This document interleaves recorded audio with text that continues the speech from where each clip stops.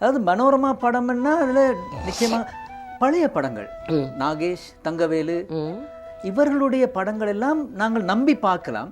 ஆனால் இப்போ வந்த நடிகர்கள் அது எதன் காரணமாக இரட்டையர்த்த வசனங்கள் சொல்வது இதெல்லாம் ஏன் வந்தது என்று நீங்க நினைக்கிறீர்களா? இந்த பேய் எப்படி தமிழ் சினிமாவுக்குள்ளே வந்துருச்சு? அதை என்ன செய்யறதுன்னு தெரியல.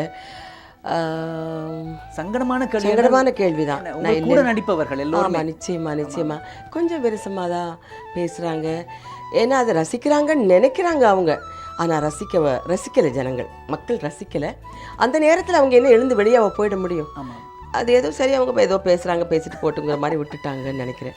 அதனால் அவங்களுக்கும் அது தைரியமாக ஏதோ பேசிகிட்டு இருக்கிறாங்க. அந்த மாதிரி ஒரு நிலைமை வந்ததுக்கு நான் ரொம்ப வருத்தப்படுறேன். அந்த காலத்தில் தங்கவேலனெல்லாம் ஒரு சாதாரண நீ நல்லா இருக்க மாட்டேன் அப்படிங்கிற மாதிரி கூட சொல்ல மாட்டாங்க. அந்த வார்த்தை கூட சொல்லக்கூடாது. நம்ம வணக்கம்னு சொன்னால் நல்லாருமா அப்படின்னு சொல்லுவார். எந்த ஒரு அபசகுனமான வார்த்தைகளை சொல்லவே மாட்டாங்க அவங்கெல்லாம். அப்பேற்பட்ட கலைஞர்கள் அவங்கெல்லாம் அப்படியே பேர் வாங்கினாங்க. எவ்வளோ நல்ல பேர் இன்று கூட நாங்கள் கேட்கக்கூடியதாக இருக்கின்றது. ஆமாம். அதனால இப்போ என்னமோ இதுதான் காமெடின்னு நினச்சிக்கிட்டு பண்ணுறாங்க. அதுக்கு நான் கொஞ்சம் வருத்தம் தான் படுறேன். வேற என்ன செய்ய முடியும் நான்?